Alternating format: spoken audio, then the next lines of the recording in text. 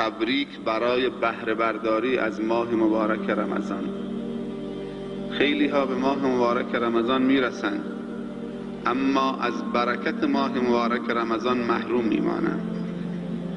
پس تبریک واقعی نه برای کسی که رمضان را ملاقات کرده، تبریک واقعی برای کسی که از رمضان استفاده برده، از رمضان بهره برداری معنوی کرده، از رمضان اجر و پاداش اخروی را توشه کرده، اکرام و احترام و احسان در حق رمضان و در حق خود کرده، در این ماه بندگی خدا را کرده، در این راه خدمت به خلق خدا نموده.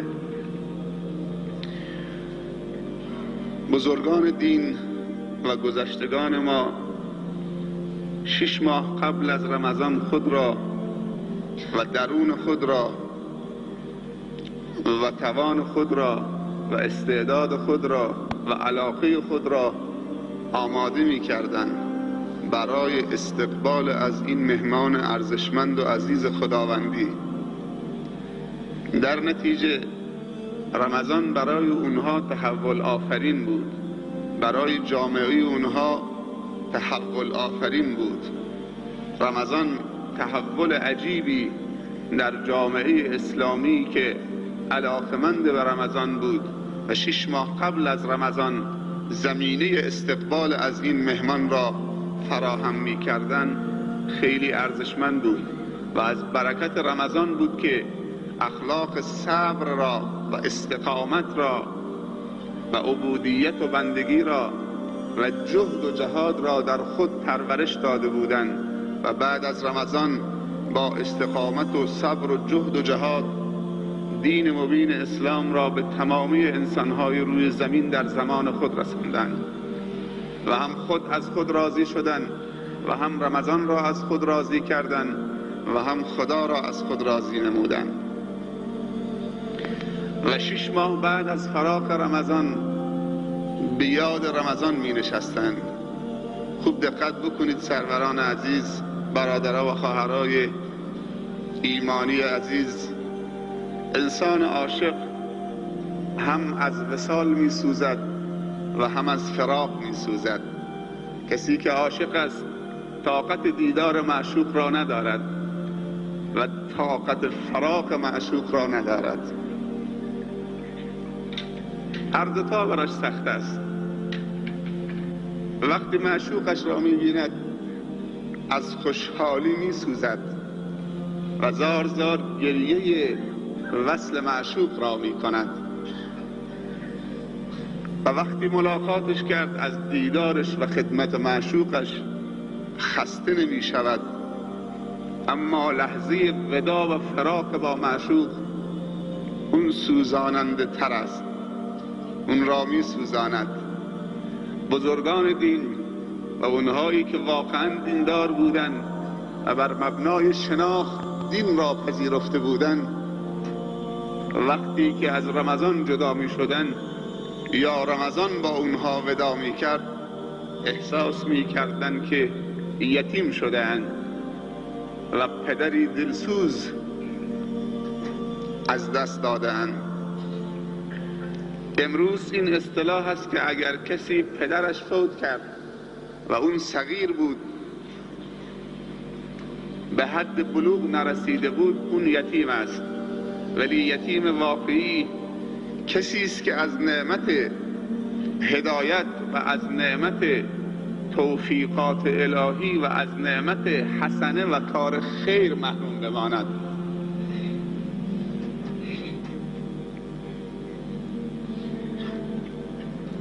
برادرای بزرگوار، ماه مبارک رمضان ماه برکت است. وقتی که رمضان فرا می رسد به همدیگه می گوییم ماه مبارک رمضان بر شما مبارک باد. ماه مبارک رمضان، رمضان ماهی است مبارک، انواع برکت ها در اون نهفته است. اما ماه مبارک رمضان برای چه کسی مبارک است؟ ماه مبارک رمضان چون نماز، چون مسجد، چون قرآن، چون زکات، چون حج، چون پدر و مادر، چون فرزند، چون تمامی امکاناتی که در اختیار انسان است، یا انسان را روسفید می کند و بلند می کند، یا انسان را روسیاه می کند و به زمین می زند. خیلی عجیب است.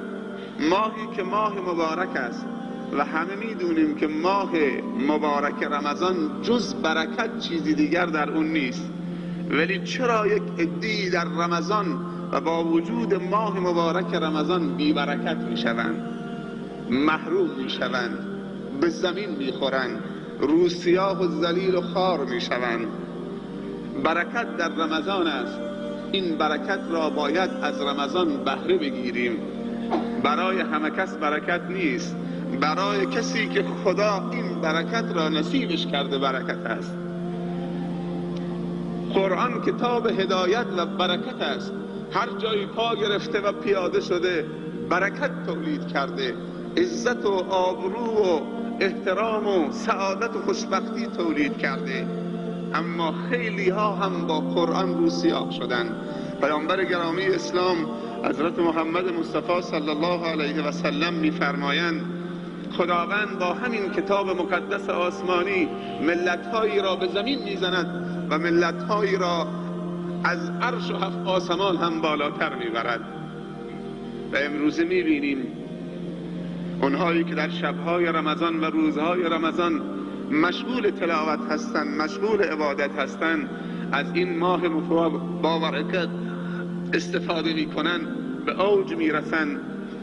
و اونهایی که در روزهای رمضان ارزش این روزها را نمی‌دانند و در شب‌های رمضان برای اینکه وقتشون سپری بشود جلسه های بازی پاسور و ورق و غیبت و نمامی و دروغ و مسخره و شوخی های بیمورد و همینجور شب و روز رمضان را سپری میکنند، برای اونها برکت نیست. خیلی از روزداران هنگام افطار به جای اینکه با بسم الله، با یک دانه خرما و یک جرعه آب، بسم الله علی برکت الله، اللهم لك صمت و علی رزقك افطرت فاغفر لی ما قدمت و ما اخرت و ما اسررت و ما اعلنت، اللهم ذهب الظمأ و ابتلت العروق و ثبت الاجر ان شاء الله تعالی، با رزق و روزی خدا خوشحال بشوند و افطار بکنند. تا از آن گفت نخ سیگار را میگیرند، با دود افطار میکنند و خیلی ها آخرین نخ سیگارشان را هنگامی که 5 دقیقه مونده به اذان صبح میگن آخرین نخ سیگار را دود بکنیم که دیگه اذان میگوید و نمیتونیم سیگار بکشیم. یعنی افطار و امساکش با دوده. مسلمان هم هست، روزه هم میگیرد. سبحان الله. رمضان آمده که خداوند انسانها را تربیت بکنه، مسلمانها را تربیت بکنه، گمراهان را هدایت بکنه، مقصرین را جبران بکنه، گناهکاران را توبه نصیب بکنه. در اول هر روز رمضان به مدت 30 روز یک ملائکه میاد در گوش انسان ندا میزنه، یا باقی الخیر ابشر، ای کسی که خواهان خیر هستی و دنبال خیر بودی و خیرخواه بودی و خیر طلب بودی و دنبال کارهای شایسته و خیر بودی، بشارت به تو، یا باقی الخیر، بشارت به تو، ماه پر خیر و برکت رمضان آمده. و ملائکه دیگر میگوید در گوش انسان، یا باقی الشر، یا باقی الشر اقصر، و ای کسی که دنبال شر بودی تا قبل از رمضان، و ای کسی که شر طلب بودی و دنبال خیر نبودی، ماه خیر آمده، از شر کوتاه بیا، گذشته را جبران کن. از این التماس بیشتر چه کسی التماس می کند؟ کسی که نیاز به عبادت هیچ یک از بندگانش ندارد. یسبح لله ما فی السماوات و ما فی الارض، سبح لله ما فی السماوات و ما فی الارض. کل مخلوقات تسبیح خداوند میگویند. تعداد انسانها از هر نوع مخلوقی کمتره. کل انسانهای روی زمین به اندازه یک نوع مخلوق خدا نمیشوند، به اندازه تعداد مورچه ها نمیشوند. یک ماهی به اسم ماهی حبور مادهش سالانه 700,000 تخم میذارد در دریا. یک ماهی فقط. میلیون ها نوع ماهی اگر هر کدوم 700,000 800,000 300,000 تخم بگذارد، اما انسان در طول 100 سال عمرش شاید 5 تا بچه دار بیاورد، شاید هم عقیم بشود. یک میگو 350,000 تخم میذارد، میگوی مولد در دریا. همه تسبیح خدا میگویند به هر زبانی. کل قد علم صلاته و تسبیحه، و خداوند صلات و تسبیحشان را میداند.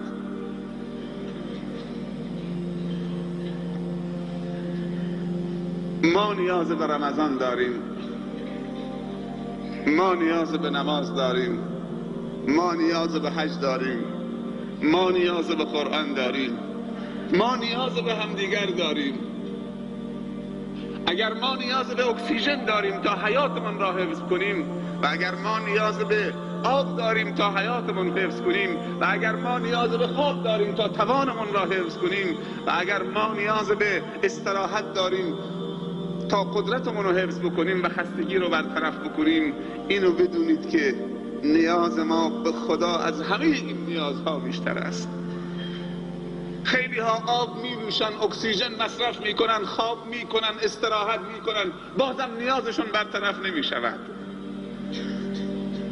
نیاز درون و بیرون انسان، نیاز مادی و معنوی انسان فقط خدا و دین اسلام و قرآن و هدایت برطرف می کند. آنکه هدایت ندارد حیات ندارد، آنکه خدا ندارد دنیا و آخرت ندارد، آنکه خدا ندارد تن سالم ندارد. منظور برکت تن سالم هست. خیلی ها هستن پهلوانن، اگر سلامتی برکت نداشته باشد سلامتی ندارید، اگر مال برکت نداشته باشد مال ندارید، اگر مقام برکت نداشته باشد مقام ندارید، اگر فرزند برکت نداشته باشد فرزند ندارید. فرزند معتاد به درد چی میخورد؟ فرزند دوست به درد چی میخورد؟ فرزند بی تقوا و بی خدا به درد چی میخورد؟ سرمایه هست. سلامتی که در راه خدا صرف نشود و برای جامعه اسلامی صرف نشود، این سلامتی و تندرستی و قدرت و توان و مقام به درد چی میخورد؟ نمیشه بهش افتخار کرد. ماه مبارک رمضان ماه برکت هست. اولین برکت ماه مبارک رمضان این که خداوند در این ماه قرار داده هر نماز فرضی و هر کار فرضی 70 برابر می شود. اینها روایت صحیح است.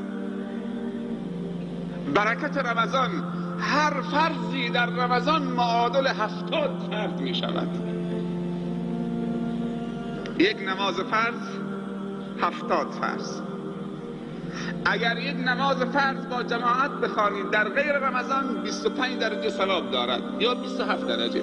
صلاة الجماعت افضل من صلاة الفجر به 27 درجه. در غیر از رمضان اگر یک نماز فرض در جماعت بخوانید تا نمازی در خانه بخوانید 27 درجه فضیلت دارد.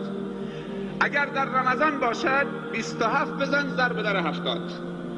یک نماز فرض با جماعت 27 درجه بزن ضرب در 70. هرچی به دست آمد یک نماز فرض است.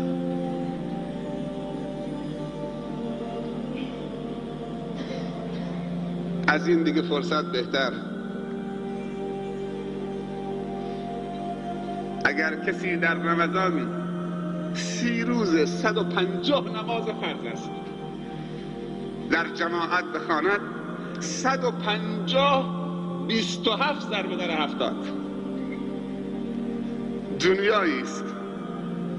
بعد میگیم خدا به ما ظلم کرده. باور بکنید اونقدر حسنات هم ریخته کسی نیست که جمع بکنه. گناهی که وجود نداره دنبالش میگردیم که پیداش بکنیم جمعش بکنیم. گناهی که یک میشه همون دنبالشیم، 1000 تا گناه انجام میدیم که 1000 تا بشه. حسنه ای که یکش میلیون میشه حاضر نیستیم جمع بکنیم. بعد وقتی میمیریم وصیت میکنیم ختم ما را بکنید، ملا سر قبر ما بذارید، خیرات ما بکنید، کس نخارد پشت من جز ناخن انگشت من. 20 رکعت نماز وتر، سنت های قبلی و بعدیه، سنت ضحی، صدقه های نفل. سنت ثواب فرض دارد و عزیزترین چیز نزد خداوند فرائضشه. در رمضان همه سنت ها را می توانید تبدیل به فرض بکنید و عزیزترین باشید.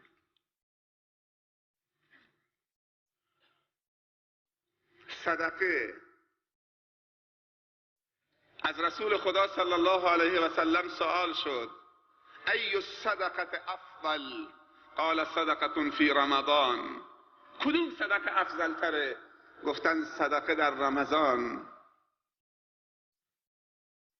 صدقه نفل و صدقه واجب، زکات. صدقه واجب و نفل هر کدوم 1 تومن 700 تومن خدا معامله کرده. 1 تومن 700 تومن. اگر زکات باشه که فرضه و 70 برابر میشه، 70 بزن ضرب در 700. 1 تومن 70 ضرب در 700، هرچی آمد خدا میده. ما نقص مال من صدقه، هیچ مالی از صدقه دادن ناقص نشده. نترسید، طرف شما خداست.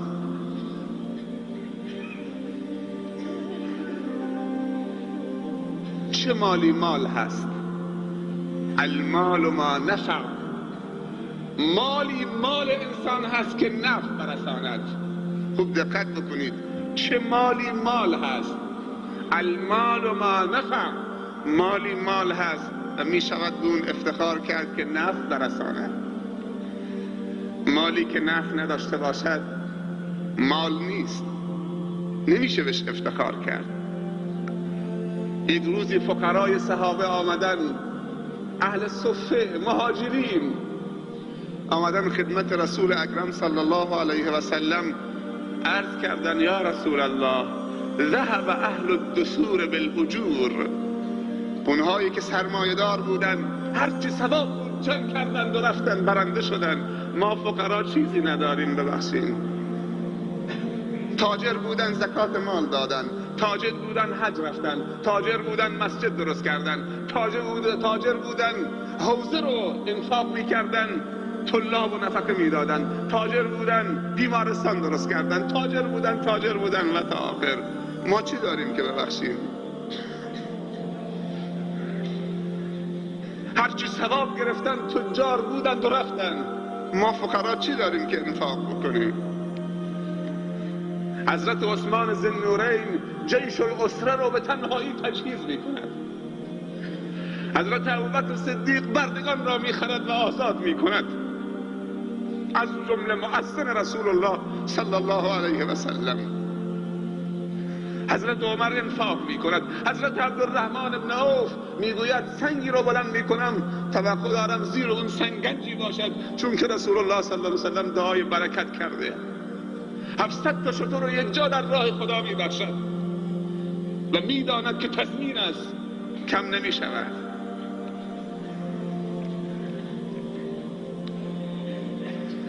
هیچ مالی از صدقه دادن کم نشده و مالی مال انسان است که نفع برساند. ارکان اسلام 5 تاست. نماز، شهادتین، نماز، روزه. فقیر و تاجر در این 3 تا شریکند، اما 2 تا از ارکان اسلام فقط تجار انجام میدهند. این افتخار نصیبشون شده. اونهایی که تاجرن و خدا بهشون داده. فقرا 3 تا از ارکان اسلام انجام میدهند و تجار 5 تا از ارکان اسلام انجام میدهند. زکات فقط تاجر میده، کسی که فقیر زکات نداره. و حج تاجر میره، کسی که فقیره حج برش واجب نیست، چون استطاعت مالی و بدنی شرط است. پس خداوند به تو مال داده که رکن 4 و 5 اسلام را تحقق ببخشید و این افتخاری نصیب تو بشود. فقیر اگر حج نمی رود معذور است ندارد. فقیر اگر زکات نمی دهد معذور است ندارد. خدا ازش ساقط کرده، از جای دیگه پرش میکنه، تقویتش میکنه. ولی تاجری که خدا بهش پول داده که زکات بدهد و رکن 4 اسلام را عملی بکند و روز قیامت بیاید و بگوید بارالله من هر 5 رکن اسلام رو تحقق بخشیدم. میبینی تاجر زکات نمیدهد. بعد دشمنان اسلام چون تاجر مسلمان زکات نمیدهد میآیند فقرای مسلمین را شکار میکنن با فقرشون. یک روزنامه کویتی، مجله کویتی 2 سال پیش برای من دادن، با تیتر بزرگ روی برگ اولش نوشته بود که در سال 2001 مؤسسه های صلیبی و دولت مردان صلیبی چیزی حدود 280 میلیارد دلار خرج کردن تا مسلمان را مسیحی بکنن. 280 میلیارد دلار در سال 2001 دولت مردان صلیبی و مؤسسه های صلیبی کجا هستند؟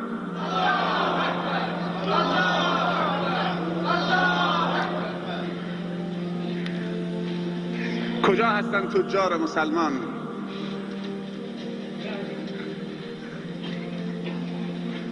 تاجر مال دارد، حج نمی رود. یک نکته درباره حج بگویم و یک نکته درباره عمره بگویم. حج سال 1 بار است. عمره همیشه می توانید بروید.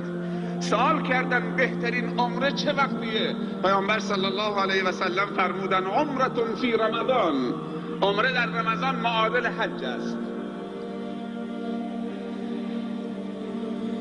یک نکته درباره مسجد الحرام و مسجد النبی، اونهایی که دنبال ثوابند در ماه مبارک رمضان.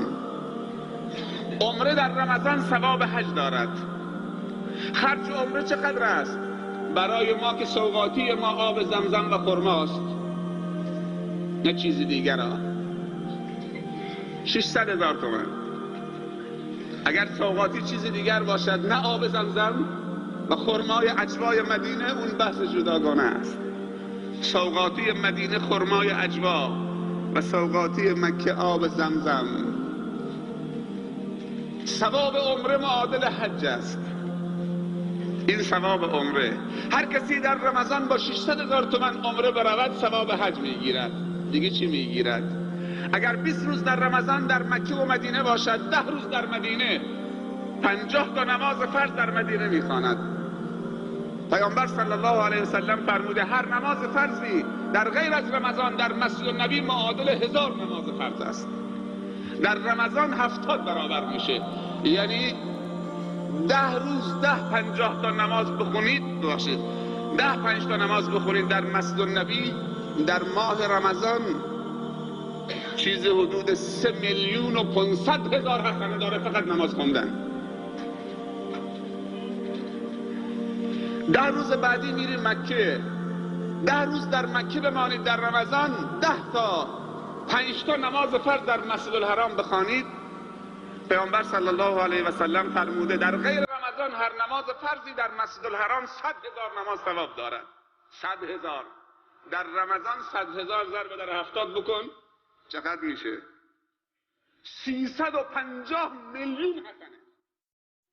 این فقط ثواب نماز هاست. یعنی 50 تا نماز فرض در 10 روز رمضان در مکه بخوانید، ثوابش 350 میلیون حسنه. تو چقدر دادید؟ 600,000 تومان. 600,000 تومان دادید فقط ثواب نماز من مسجد الحرام، نماز فرض، نه نفله، نه طوافه، نه نگاه به کعبه، نه خیراتت، نه ثواب عمره که حج است. دیگه خدا چطوری بدهد؟ 500,000 تومان، 350 میلیون تومان. غیر از مدینه. اینها ثواب است یا نیست؟ اینها کجاست؟ تو ماه مبارک رمضان است. ما خواهان ثواب هستیم یا نیستیم؟ من جواب نمیخواهم، به خودت جواب بده. هر کسی جوابشو به خودش بده. هر کسی تو گور خودش میخوابد. اما صحابه از دست ندادن. اینها همش برکت رمضان است.